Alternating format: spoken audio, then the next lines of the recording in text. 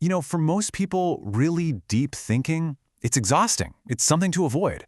But what if that's not you? What if your brain doesn't just put up with complex thinking? What if it actually craves it? Today, we're going to dig into the hidden signs that you might just be wired a little differently. So this really is the big question, isn't it? When you're faced with a problem, do you look for the easy way out, or do you get this little spark of excitement? Is your mind always hungry for a new challenge? Let's find out if that's you. I love this comparison because it gets right to the point. On the left, that's kind of the default mode for a lot of people, seeking distraction, settling for what's easy. But on the right, maybe that feels a little more like home to you, that restless hunger to know why. If you're nodding along with the right side, well, you are definitely in the right place. So there's actually a name for this. Psychologists call it a high need for cognition. And look, this isn't just about being smart or curious. It's a very specific kind of wiring. It basically means your brain is built to see the world in all these extra layers of detail and complexity that most people just don't. But here's the catch, and it's a big one. Having this kind of wiring comes with what we can call the thinker's paradox. Yeah, it's an incredible tool for understanding the world, but man, it can also make you feel like a total outsider. Let's get into why that is. All right, let's jump into our first sign, and it's a huge one. It's this idea that for you, routine and repetition, they probably feel less like comfort and a lot more like a trap. And this is exactly why.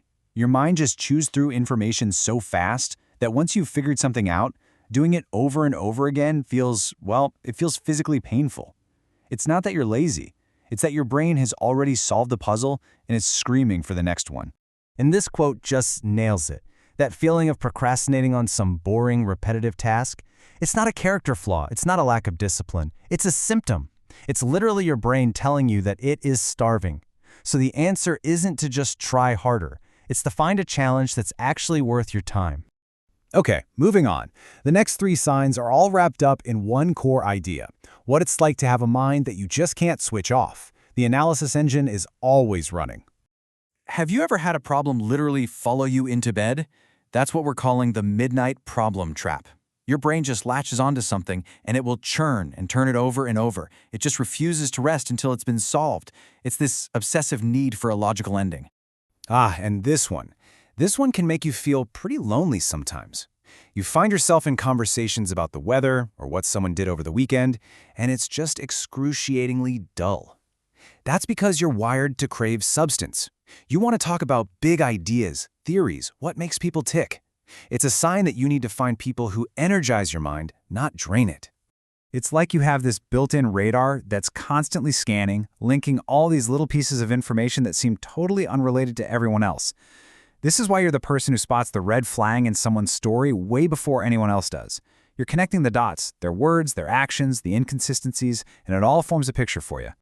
That unstoppable analysis leads us right into our next group of signs. These are all about your depth of perception. How you see all these intricate social and logical layers in pretty much every situation. This one is a superpower, but it can be a lonely one.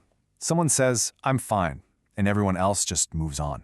But you hear the slight change in their voice. You see the flicker in their eyes. You sense the hidden motive. You can see the truth behind the masks people wear. And honestly, that can make it really hard to just play along sometimes. And because you see all those layers, even a so-called simple choice can become completely overwhelming, right? We call it analysis paralysis. For you, choosing a new phone isn't just about picking one. Oh no, it's about mapping every single option, cross-referencing 100 reviews, and simulating every possible outcome in your head. It's not that you're indecisive, it's that you're aware of every single variable. And finally, the why reflex. I bet if you think back, you've been doing this your whole life, constantly asking why to the point where you might have driven a few people crazy. But here's the thing, it was never about being difficult. It's just your brain's fundamental hunger for real understanding and growth. You can't just accept things at face value. You need to know how they work from the ground up. So after hearing all that, the boredom, the isolation, the overthinking, it'd be really easy to see this whole thing as a curse. But that's not the whole picture, not at all. Let's flip this around and look at it from a completely different angle. Let's just be real for a second. Most of the time, this probably doesn't feel like a gift. It can feel like you're too intense, or too restless, or just too much.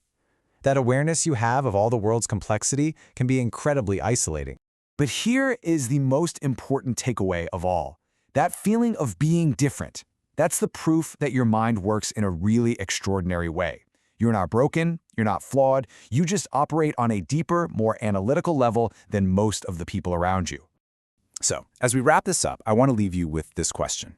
Just think back over these 7 signs we talked about. How many of them made you go, yep, that's me?